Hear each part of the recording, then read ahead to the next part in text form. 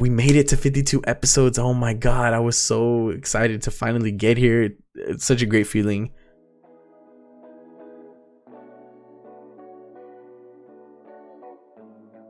What's going on, everyone? Welcome to another episode of This Week Today with CuriousJ, where we talk about gaming and streaming news. I am your host, CuriousJ. I do appreciate y'all being here. Man, oh man, 52 episodes. This is it. This is the goal I had. When I first started doing this, I set off to do one every week, an episode every week for a whole year. And this marks 1 year of doing it. Man, I feel good. I feel accomplished. I'm glad I did it. This is awesome. There might be some changes coming after this, but you know, we'll announce all that at the very end. Let's just get straight into this week's episode, guys. We'll talk more about that later. So, I want to start off by talking about everything going on with RowdyRogan and a video that went viral recently about him getting banned from Warzone. So let's start off with, who is RowdyRogan? So he's a 6-year-old gamer slash internet personality slash streamer who is in the Phase 5 challenge. Of course, being that he is only 6 years old, he streams and games with his dad. If you're not over the age of 13, you have to have a parent or a guardian with you at all times on stream. And as I was just mentioning, he's in the Phase 5 challenge, which, if you don't know what that is, it's a recruitment challenge for Phase where only the top 5 people make it onto the team. Amazingly enough, against all odds, he made it into the top 20. And making it that far into the challenge is where things start to get real. At this point, you can start to feel like maybe your shot at joining the team is really possible. So once in the top 20, the next challenge given to the contestants is to make a video go viral. And this is actually what we're here to talk about right now. So RowdyRogan, on stream with his dad, is shown queuing up for a Warzone match and getting booted from the lobby. It's at this point that his dad reveals that it appears Rogan has been banned from Warzone. Things get emotional. His dad promises he's gonna fix it, and his mom shows up on camera insisting that they shut down the stream.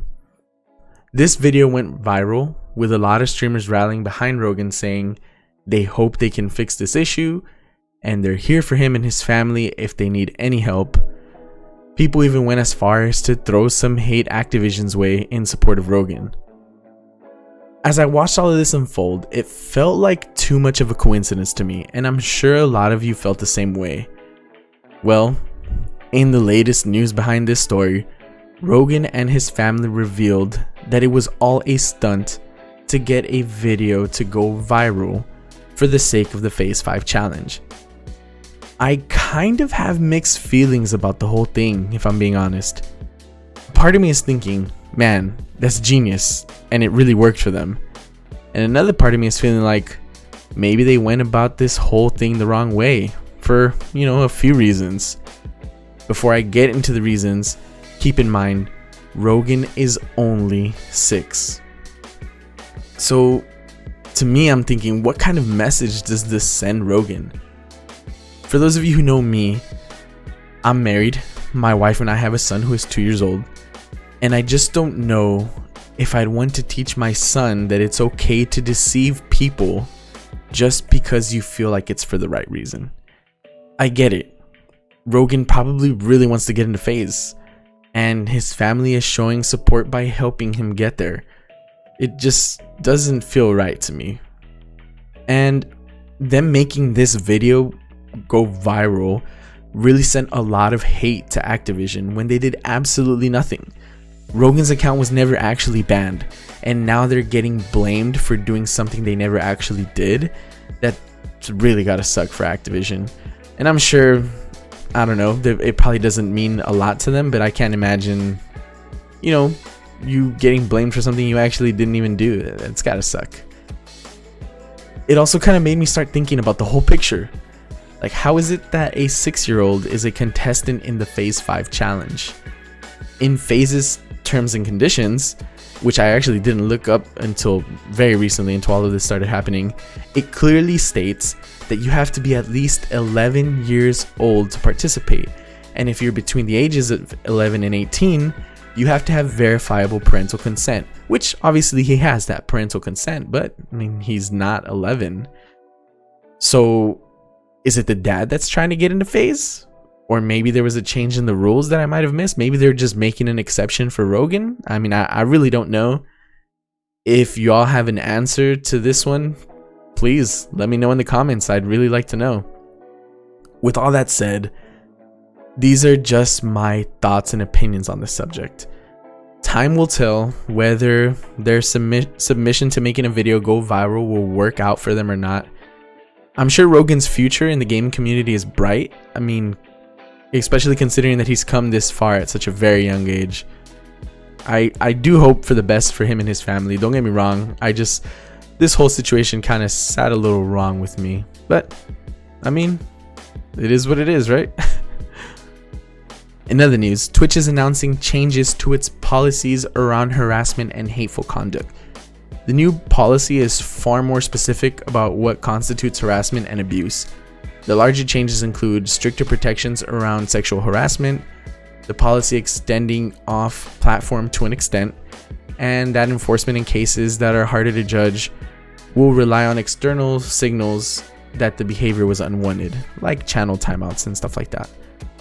A bigger overhaul has come to Twitch's policy regarding sexual harassment.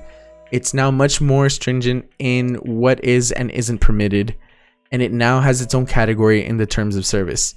The policy now prohibits repeatedly commenting on someone's perceived attractiveness, even in what you believe to be a positive or complimentary manner. If there is an indication that behavior is unwelcome, if you've, like for example, if you've been asked to stop, been banned from the channel or timed out, it also forbids making lewd or explicit comments about anyone's sexuality or physical appearance, specifically stating that the company will not make an exception for public figures. Mostly, it seems that the new policy is aimed at plugging the holes in the old one. For example, the Confederate flag is now banned in chat, and promoting hateful viewpoints under the guise of education or comedy will lead to a suspension. Stream sniping gets its own line, of course it's banned, and broadcasters who don't make an effort to curtail incitement or organization of abuse in their own channels will also be banned. It looks like Twitch has decided to take serious action against its most toxic users, but as with any policy, its effectiveness depends on the company's willingness to enforce its own rules. I think it's great that Twitch is taking a stand and changing the rules up a little bit, making them a little more strict, as they should be. As much as I love Twitch and its community, we all know that toxicity on the platform is a huge problem. So I'm happy that Twitch is continuing to make changes and improvements to do something about it. And I really hope that they start enforcing these rules. Of course, it'll all come down to that. In other news, Halo Infinite, the next game in Microsoft's iconic franchise, will officially launch in fall 2021. The game was originally supposed to launch alongside the Xbox Series X/S in November, but it was delayed to 2021 in August due in part to challenges created by the COVID-19 pandemic. Since Microsoft hasn't specified a month or day, this fall 2021 window could effectively mean that the game gets delayed as much as an entire year from its original release date. Microsoft did demo Halo Infinite during its July Xbox Series X Games Showcase, but received some criticism for the graphics and visuals during the demo. A dead-eyed enemy shown then even spawned the now infamous Craig meme. In Tuesday's blog post, 343 Industries said that it is working hard to create the best looking Halo game ever, and spend some time delving into graphics specifically. According to creative director Joseph Staten, it's already possible to play through the entire campaign. So much of the work remaining is polish, fixing bugs, and multiplayer. I know Halo is one of the most anticipated games for the Xbox community, but what are some of the things you guys are hoping to see or looking forward to when the game actually comes out? I feel like a lot of people are really looking forward to maybe a Halo BR mode, Battle Royale. I personally think it would be awesome. It seems like these days, when it comes to FPS games, you kind of have to include some form of Battle Royale to keep the game relevant. Let me know what y'all think about it in the comment section down below. I'd love to hear it. And last but not least, guys, If y'all have ever been to one of my streams, you know how much I love Super Smash Bros. And this was news I was super excited about from the Game Awards. An announcement they made was Sephiroth from Final Fantasy VII coming to Super Smash Bros. Ultimate. Oh man, I loved it. The trailer for it is, oh my god, is amazing. Nintendo announced the newest character from the Switch fighting game on Thursday, as I mentioned at the Game Awards, with a new trailer. He joins Cloud in representing the Final Fantasy franchise in Smash Bros. This December. Sephiroth for Super Smash Bros. Ultimate will follow Steve and Alex, Enderman, and Zombie from Minecraft, who was released in October, and Min Min from ARMS, who was added to the game in June. Super Smash Bros. Ultimate Next Fighter will be the third included as part of Fighters Pass Volume 2. All 6 characters in that pass, plus new stages and music, will be released for Ultimate by December 31st, 2021. Sakurai said during a Nintendo Direct mini presentation in January. The first Fighter Pass added Joker from Persona 5, Hero from the Dragon Quest series, Banjo and Kazooie, Terry from Fatal Fury and the King of Fighters series, and Byleth from Fire Emblem. I had mixed feelings about this reveal at first, don't get me wrong. I'm a huge fan of Final Fantasy franchise, and Final Fantasy VII is one of my favorites, so I'm super pumped about them adding Sephiroth. But, you know, I'd been hearing some rumors about them adding Geno from Super Mario RPG to the game, and I was getting my hopes up about him being the new fighter added to the roster. Don't get me wrong though, like I said, I love Sephiroth. The reveal was amazing. I was still happy about it. I think I was just kind of looking forward to maybe Geno being the one added. There's still time though. We're still missing 3 more characters in the Fighter Pass Volume 2, so come on Sakurai, don't let me down. Give me Geno. I want it. You know the rest of the Super Smash Bros. Community wants it. It would be an amazing addition to the game. That's going to be it for this week's episode, guys. At the beginning of this episode, I mentioned that there might be some coming changes to the show, the podcast, whatever you want to consider this. We made it to 52 episodes. Oh my god, I was so excited to finally get here. It's such a great feeling. I do want to make some changes though. I feel like I've been doing these once a week. I release these every Sunday, and the episode will usually include like 3 to 4 stories, sometimes 2, you know, but most of the time 3 to 4. But I really kind of feel like I want to start doing shorter episodes covering one story in more detail instead of kind of just shortly going over the story. Like, I want to be more specific, more details, and more thoughts and opinions on everything, and maybe release them more often. Maybe not just, you know, once a week, maybe as the stories come out. I think that's the goal. Sometimes like a story will come out and I want to talk about it like right away, but I'm thinking to myself, man, this is something that's huge, it's amazing, and I'm going to talk about it this week's episode, which doesn't come out till Sunday. And some of these stories come out like I'll release an episode on Sunday and then something crazy will happen like Monday or Tuesday, and then I'm like, man, now I gotta wait till Sunday. So instead, it's gonna take a little more effort from me for sure, but I want to be able to talk about something as soon as it happens, or at least as fast as I can. You know, I do have a full-time job, I have a family, I do stream, so there's a lot of other things on my plate, but I feel like this is something I can handle. I feel like it's something I can do, so we'll see. Let's make it work, guys. 2021 is right around the corner.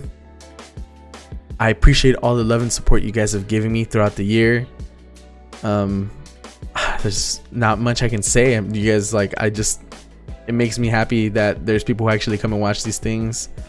One of the greatest feelings is getting someone come onto my stream and say, hey man, I found your Twitch channel from one of your YouTube videos, and I just want to say I really love your content. Like, it's an amazing feeling for sure. So thank you so much. Thank you, and I hope you enjoyed this episode. If you aren't subscribed already, please like and subscribe. It really helps me out. I greatly appreciate it, and I'll see you back here, you know, real soon. Till next time, everyone, take it easy, and as always, stay curious. Peace.